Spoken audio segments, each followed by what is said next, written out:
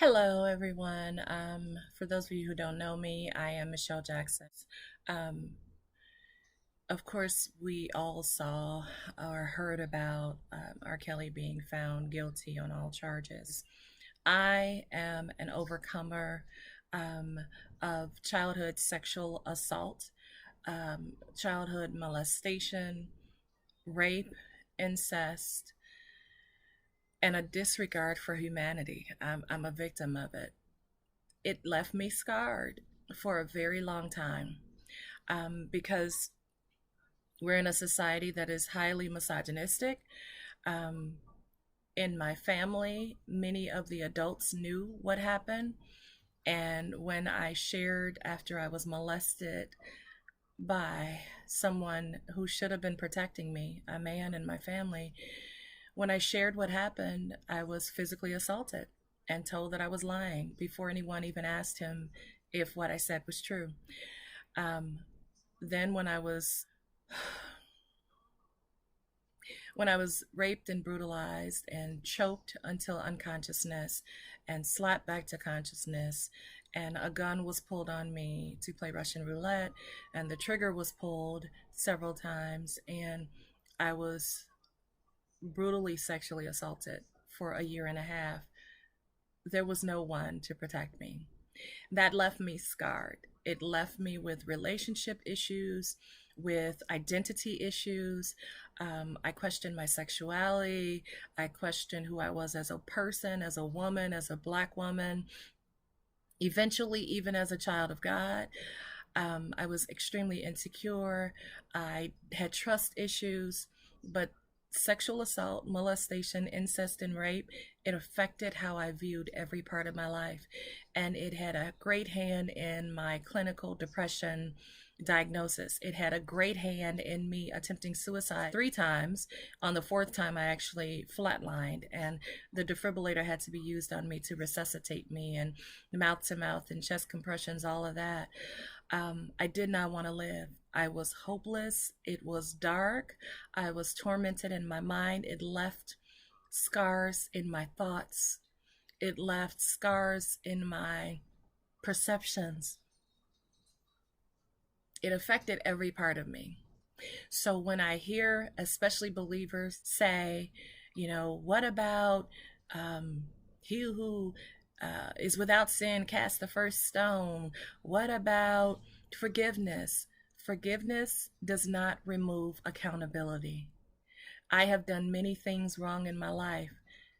I have never sexually assaulted anyone. If you were in high school, late 80s, early 90s. In Chicago, you likely saw he and his cronies parked in front of your school trying to talk to young girls, children. You likely saw him hanging out at the malls and McDonald's trying to pick up girls. If he was a victim of sexual assault and abuse, I feel for him as also a surviving victim of that. However, he has made decisions fully knowing the possible repercussions that could follow. He made decisions various times brutalizing and victimizing young girls and women, children. That cannot be excused. It is time that we remove the misogynistic mask on this world and begin to protect children and protect women and protect those who cannot protect themselves, protect the elderly, protect those who struggle mentally, protect any and everyone not in a position to protect themselves, protect those who are the least of them. My heart aches because as believers, we should know better. Yes, God is a God of forgiveness and grace and mercy and redemption. He is. And He's also a God of justice. And He can be redeemed while He serves His time in prison. He can give His life to Christ and be a minister in prison. I am still recovering from things that happened to me in my childhood. It took well over 20 years before I would feel empowered enough to share my story because of the stigmatizing language and the judgment of massive communities.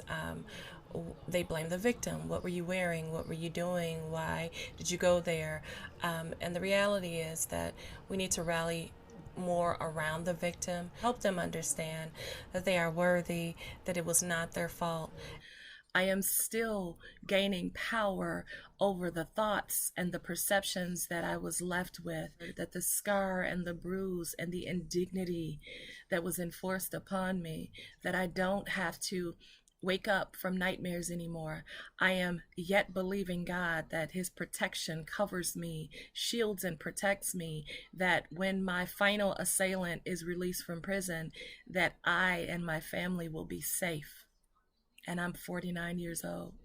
And the last time that man touched me, I was 17.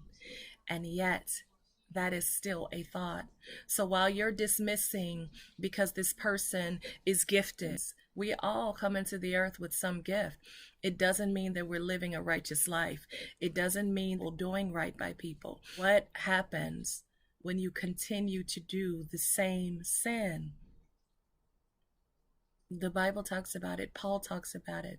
We can't use grace as an excuse to brutalize people. We can't use grace as an excuse to victimize people.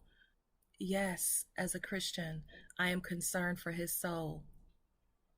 And as a Christian and a survivor, an overcomer and thriver, I am concerned for the soul of all of his victims, for the mind, will, and emotional balance and health of all of his victims. Because when you've been victimized sexually, often physically as well, it leaves bruises that often no one can see until they interact with you. So, for all of those wonderful in their own ways, gifted in their own ways, beautiful souls whose lives were affected by anyone, not just R. Kelly, any abuser, any assailant, any perpetrator, my prayers are with you. I am overcoming daily. So can you. This is not your end. It's not your end. And for all of you who are condoning it because this one particular person has a gift, I ask that you really listen to the heart of this message, that you really consider, would you feel the same if this were your child? If this were your mother, your brother, your nephew, yourself, if it was you, would you be making these excuses for this person? Or would you want them to get help, get off the streets so that you can prevent them from victimizing someone else? Protect children, protect the vulnerable, protect women, protect anyone who is not in a position to protect themselves. We must be the voice for the voiceless. Otherwise, there's no hope for this world.